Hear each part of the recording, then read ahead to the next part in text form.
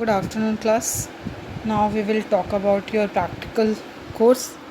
So यहाँ पर मैं आपका ऑब्जेक्ट फर्स्ट और ऑब्जेक्ट थर्ड दोनों को मर्ज करके एक प्रैक्टिकल बनाया है मैंने. Isolation of protoplast from various plant tissues, their fusion employing PEG. PEG का फुल फॉर्म होता है polyethylene glycol and testing their viability. Object one और ऑब्जेक्ट थर्ड दोनों को मर्ज करके ये प्रैक्टिकल बना हुआ है. Protoplasts are biotechnological tools used for genetic transformation और somatic hybridization.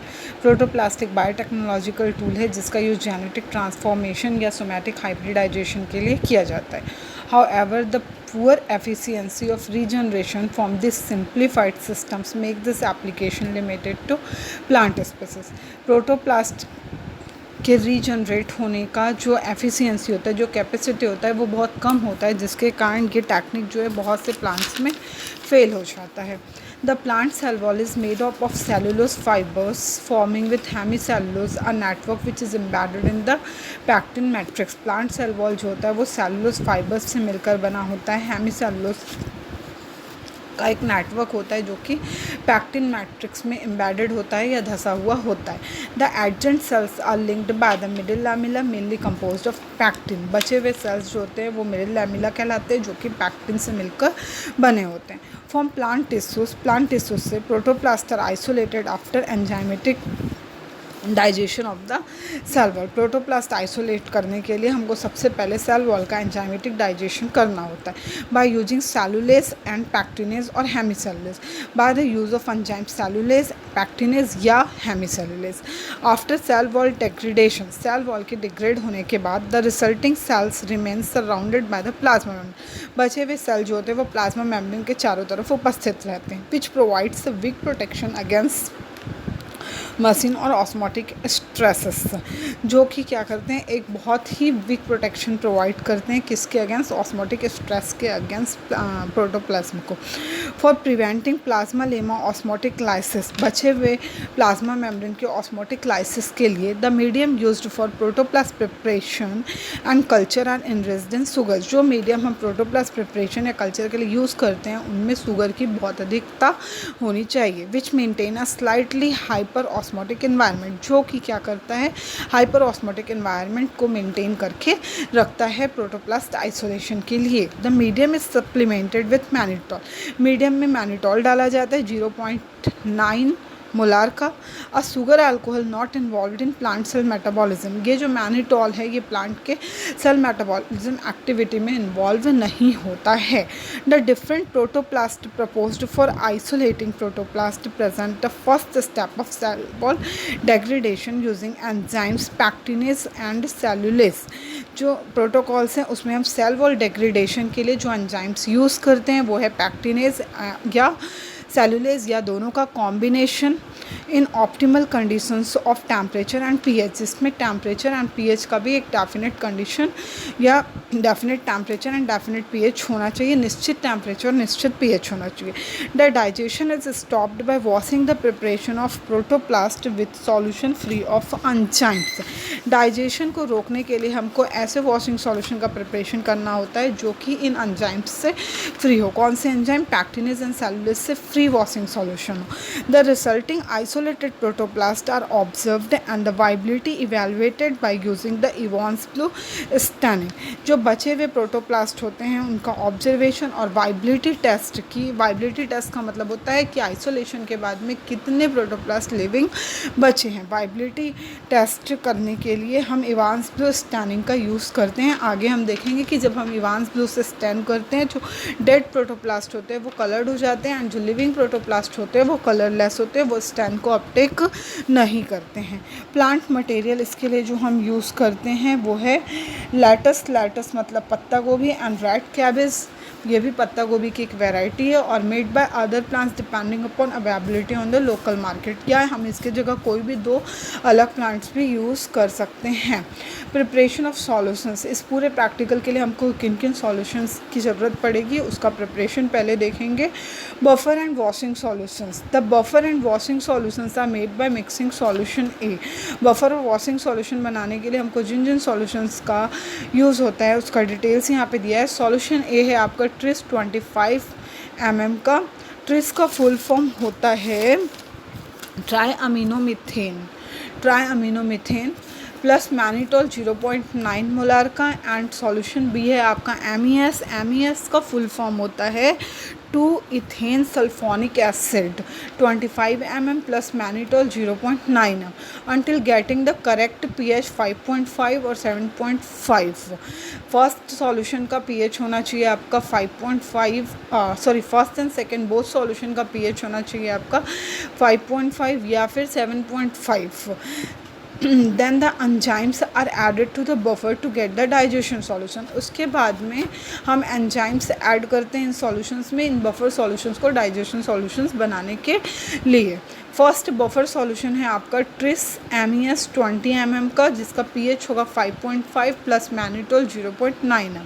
वॉशिंग बफर में तुमको पता है कि यहाँ पे थोड़ी देर पहले अपन पढ़े कि एंजाइम्स एब्सेंट होना चाहिए। यदि एंजाइम प्रेजेंट होगा तो प्रोटोप्लास्ट का कंटिन्यूसली आइसोलेशन होता जाएगा, और उसको रोकने के लिए हमको ऐसा वॉशिंग सॉल्यूशन चाहिए जिसमें एंजाइम एब्सेंट हो। तो वॉशिंग बफर आपका होता है ट्रिस MES 20 mm का, जिसका pH होता है 7.5 प्लस मैनिटोल 0.9 है। फिर डाइजेशन सॉल्यूशन फर्स्ट आपका हुआ solution first macerozyme 0.1% and cellulase 1% in buffer solution आपका फर्स्ट वाला ट्रिस MES वाला, and solution second pectolyase 0.1% and catalase 1% in buffer solution first. फिर PEG सॉल्यूशन ये जो होता है ये फ्यूज़न के लिए होता है। PEG का फुल फॉर्म है पॉलीथिलीन ग्लाइकोल सॉल्यूशन 50 ml बनाना है आपको। सॉल्यूशन थर्ड है 20 ml polyethylene glycol 0.4% by heating in a water bath. 0.4% polyethylene glycol लेना है और उसको वाटर बाथ में हीट करना है, उबालना है। सॉल्यूशन 420 ml है आपका glucose 5.4% plus calcium nitrate hydrated लेना है 0.75%। Mix the solution third and fourth, adjust at pH 7। pH कैसे एडजस्ट करेंगे तो आपको पता है, अगर हमको एसिडिक pH चाहिए तो 1 नॉर्मेलिटी का हम क्या लेते हैं, हाइड्रोक्लोरिक एसिड लेते हैं, और यदि हमको अल्कलाइन pH या न्यूट्रल pH चाहिए तो हम क्या लेते हैं, अल्कलाइन pH चाहिए तो हम क्या लेते हैं, सोडियम हाइड्रोक्साइड लेते हैं। और अगर हमको न्यूट्रल pH चाहिए pH 7 तो इसके लिए हम पोटेशियम हाइड्रोक्साइड 0.1 नॉर्मेलिटी का यूज़ करते हैं, एंड कंप्लीट टू 50 ml, और उसको 50 ml डिस्टिल वाटर से मेकअप करते हैं। इवॉन्स ब्लू ये स्टैन है, इस स्टैन का फॉर्मेशन कैसे करते हैं तो ये पाउडर फॉर्म में होता है, इसका 1% हम वाटर में डिसॉल्व करते हैं। अब प्रोटोप्लास्ट आइसोलेशन का मेथड स्टार्ट करेंगे। फर्स्ट प्रोटोकॉल, दोनों में से आप 2 प्रोटोकॉल यहाँ दिए हुए हैं, 2 में से एक प्रोटोकॉल हम यूज़ कर सकते हैं। हम फर्स्ट वाला प्रोटोकॉल यूज़ करेंगे दोनों के लिए ही। सबसे पहले इस प्रोटोकॉल को पत्ता गोभी लेटस के लिए यूज़ करेंगे, फिर सेकेंड टाइम हम इसको रेड कैबेज के लिए यूज़ करेंगे, क्योंकि 2 अलग प्रोटोप्लास्ट लोगे तभी ना आइसोलेशन एंड फ्यूज़न की प्रोसेस कंप्लीट होगी। तो फ्यूज़न के लिए हमको 2 डिफरेंट स्पीसीज़ के प्रोटोप्लास्ट की आवश्यकता होती है। दोनों के लिए हम सेम प्रोटोकॉल यूज़ कर रहे हैं। तो protocol first, remove the main vascular bundles from the leaves of lettuce and red cabbage and cut them into pieces if the leaves are large. सबसे पहले हम क्या करते हैं, मेन वैस्कुलर बंडल को हटाएंगे और लिव्स को छोटे छोटे पीसेस में काट लेंगे यदि लिव्स का साइज़, पत्तियों का साइज़ बहुत ज़्यादा है तो। Transfer immediately this pieces into a petri dish और a bottle containing 50 ml of digestion solution. इसके बाद में हम इन कटे हुए पत्तियों के पीसेस को पेट्री डिश में या फिर किसी बॉटल में लेंगे और उस बॉटल में 15 ml डाइजेशन सॉल्यूशन डालेंगे। ऊपर आप देखे हो कि डाइजेशन सॉल्यूशन कैसे बनता है। उसके बाद में incubate at 26 degree centigrade in the dark and under gentle shaking. इसके बाद में 26 डिग्री सेंटीग्रेड में हम इसको डार्क में रखेंगे इंक्यूबेशन के लिए, और उसके बाद में सेकर में 50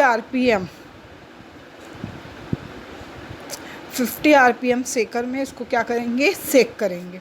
इसके बाद में after 10, 20 and 30 minutes of incubation 10 minute, 20 minute और 30 मिनट के इंक्यूबेशन के बाद transfer 20 ml of the sample on to a slide. जो आपका सैम्पल बना हुआ है पैट्री प्लेट में या फिर बॉटल में, उसको आप 20 ml किस में लोगे, एक ग्लास स्लाइड में लोगे। Using a microscope evaluate the progress on sale wall digestion and observe the resulting protoplast isolation. Microscope की सहायता से हम क्या करेंगे, ऑब्जर्व करेंगे, हम ये देखेंगे कि सेल वॉल का डाइजेशन हुआ है या नहीं और प्रोटोप्लास्ट उसमें से बाहर आइसोलेट हुए हैं या नहीं हुए हैं। इसके बाद में washing the isolated protoplast, washing की प्रोसेस बताना है।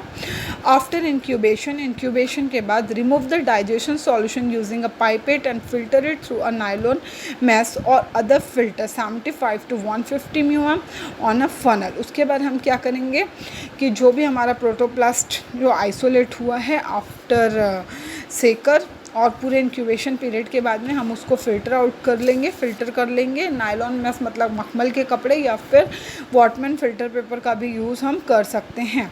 Rinse the petri dishes by 5 ml of washing solution. उसके बाद पैट्री डिश या बॉटल जिसमें आपने प्रोटोप्लास्ट आइसोलेट किया था उसको वॉशिंग सॉल्यूशन से 5 ml वॉशिंग सॉल्यूशन से वॉश कर लोगे and add on to the filter, और उसके बाद उसको भी फ़िल्टर पेपर या फिर मखमल के कपड़े से फ़िल्टर कर लोगे। Collect the liquid into a conical tube.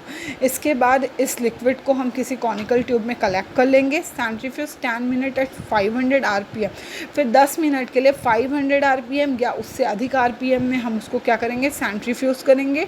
The protoplast will be in the pellet. उसके बाद में तुम सबको पता है जब हम सेंट्रीफ्यूज करते तो जो डैब्रिज होता है, सॉलिड पार्टिकल्स होते हैं, वो नीचे के बैठ जाते हैं और ऊपर उसका लिक्विफाई फॉर्म होता है। उस लिक्विफाई फॉर्म को हम सुपरनेटेंट कहते हैं और नीचे बैठे हुए डैब्रिज को हम पैलेट कहते हैं। तो प्रोटोप्लास्ट हमको पैलेट के फॉर्म में मिल जाएंगे।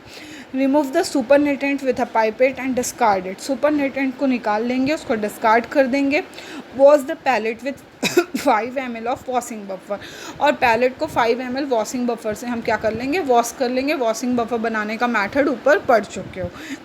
Gently resuspend the protoplast in the solution with a Pasteur pipette. उसके बाद प्रोटोप्लास्ट सॉल्यूशन को फिर से रिसस्पेंड करेंगे पाइपेट की सहायता से सेंट्रीफ्यूज ट्यूब में, और फिर से 10 मिनट के लिए 500 RPM में सेंट्रीफ्यूज करेंगे।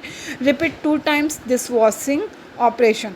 Step 3rd, 4th and 5th को हमको क्या करना है, 2 बार रिपीट करना है। और रिपीट करने के बाद में आफ्टर द 3rd सेंट्रीफ्यूगेशन, तीसरे बार के सेंट्रीफ्यूगेशन के बाद resuspend the pellet with 300 ml of washing solution. Pellet को फिर से 300 ml वॉशिंग सॉल्यूशन में क्या कर दोगे, रिसस्पेंड कर दोगे। अब है evaluation of viability and counting of the protoplast. हमको ये देखना है कि कितने प्रोटोप्लास्ट लिविंग हैं और उनका काउंटिंग करना है। The viability of the protoplast will B estimated using the Evans-blue staining. Evans-blue staining के द्वारा हम प्रोटोप्लास्ट की वाइबिलिटी या उसकी जीवन क्षमता को निर्धारित करेंगे। Evans blue reports the damages on the cell membrane because it can not penetrate by itself into the viable cell but accumulates only in protoplast which lost their plasmalemma integrity. Evans blue की अपनी ये capacity होती है कि वो damage cell membrane को क्या करता है, हमको ये बताता है कि सेल मेम्ब्रेन कितना डैमेज हुआ है, क्योंकि जो लिविंग सेल मेम्ब्रेन होती है या प्रोटोप्लास्ट होते हैं उनमें इवांस-ब्लू एंटर नहीं कर पाता, और जो डैमेज होते हैं जिनका प्लाज्मा लेमा या प्लाज्मा मेम्ब्रेन कम्प्लीटली डैमेज हो गया होता है, ऐसे प्रोटोप्लास्ट में वो कलर कंटेन करता है। Consequently the dead protoplast are blue. इसी का ये रिजल्ट है कि जो डेड प्रोटोप्लास्ट होते हैं वो हमको ब्लू कलर के दिखाई देते हैं। And the living cells are not stain. और जो लिविंग प्रोटोप्लास्ट होते हैं वो स्टैन को अपटेक नहीं करते हैं। The protoplast suspension is gently sacked before transferring 50 ml into an Eppendorf tube। The protoplast suspension को हम क्या करते हैं, सेंट्रीफ्यूज ट्यूब में शेक करते हैं, और शेक करने के बाद में एपेंडॉर्फ ट्यूब में 50 ml क्वांटिटी उसकी लेते हैं। At 5 ml of Evans blue solution, अब उसमें 5 ml इवांस-ब्लू सॉल्यूशन डालते हैं जिसको हमने 1% वाटर में बनाया एंड मिक्स वेरी जेंटली, और उसको शेक करके मिक्स कर लेते हैं। Take 20 ml to spot on a specific hemacytometer. उसके बाद इस सॉल्यूशन का 20 ml हम एक स्लाइड में लेते हैं और उस स्लाइड को हेमासाइटोमीटर में रखते हैं। इसके बाद में start microscope observation by using the object to 10x। उसके बाद हम इसका माइक्रोस्कोपिक ऑब्जर्वेशन स्टार्ट करते हैं 10x फोकस पे, which allows focusing on on to an interesting zone of the sample and then use the objective 20x for counting the blue and viable cells on a precise surface। और उसके बाद में 20x objective पे हम क्या करते हैं, viable and non viable मतलब वाइबल एंड डेड प्रोटोप्लास्ट की काउंटिंग स्टार्ट करते हैं। जो डेड प्रोटोप्लास्ट होता है वो हमको ब्लू कलर का दिखाई देता है और जो लिविंग वाइबल प्रोटोप्लास्ट होता है वो हमें कलरलेस दिखाई देता है। From the total number of isolated protoplast and also the blue protoplast which are counted in 3 rectangles or squares, calculate the mean value of protoplast and deduce the mean value of living cells। उसके बाद में मैंने आप लोगों को बताया है पहले भी कॉलोनी काउंटर में जिस तरह हम करते हैं ऑब्जर्वेशन की पैट्री प्लेट को पहले 4 पार्ट्स में डिवाइड कर लेते हैं, उन 4 पार्ट्स में से 1 पार्ट में ही हम क्या करते हैं कॉलोनी काउंट करते हैं और बाकी हम मान के चलते हैं कि बाकी के 3 पार्ट में भी उतनी ही कॉलोनीज़ होगी और फिर हम उसका एवरेज या मीन वैल्यू निकाल लेते हैं। उसी तरह हम प्रोटोप्लास्ट की भी काउंटिंग करते हैं। इस तरह calculate the number of protoplast पर ml हम काउंट कर लेते हैं and from blue protoplast number deduce the percent of living cells. जो हमारे डेड प्रोटोप्लास्ट होते हैं उससे लिविंग प्रोटोप्लास्ट का माइनस कर देते हैं, इससे हमको प्रोटोप्लास्ट पर ml लिविंग प्रोटोप्लास्ट पर ml या वाइबल प्रोटोप्लास्ट पर ml हमारा निकल आता है। फिर है आप लोगों का protoplast fusion by PEG। When the PEG calcium solution PEG polyethylene glycol when the PEG calcium solution is added to the suspension, जब सस्पेंशन में PEG कैल्शियम सॉल्यूशन ऐड किया जाता है the aggregation of protoplast could be induced in some cases. Protoplast का जो aggregation है वो क्या हो जाता है, कुछ केसेस में रुक जाता है, कुछ में प्रेरित होता है। The fusion between protoplast could B observed after association of the plasma membrane. तब हम देखते हैं कि दोनों स्पीसीज के जो प्रोटोप्लास्ट फ्यूजन है, फ्यूजन का फर्स्ट स्टेप होता है कि दोनों के प्लाज्मा मेम्ब्रेन पहले आपस में फ्यूज होते हैं, आफ्टर दैट प्रोटोप्लास्ट फ्यूज्ड होते हैं। ऑन अ स्लाइड, एक स्लाइड के ऊपर mix gently a drop of the red cabbage protoplast suspension with a drop of lettuce protoplast suspension with the tip of pipette cone. एक slide में हम क्या लेते हैं, एक ड्रॉप रेड कैबिज का प्रोटोप्लास्ट लेते हैं जो हमने आइसोलेट किया था और एक ड्रॉप लेते हैं लेटस का प्रोटोप्लास्ट जो हमने आइसोलेट किया था। Add a drop of PEG calcium solution, उसके बाद हम इसमें एक drop PEG calcium solution add करते हैं। Add a cover slip and observe immediately using microscope. उसके बाद हम ऊपर से कवर स्लिप लगाते हैं और माइक्रोस्कोपिक स्टडी करते हैं ये देखने के लिए कि प्रोटोप्लास्ट फ्यूज्ड हुए हैं या नहीं हुए हैं।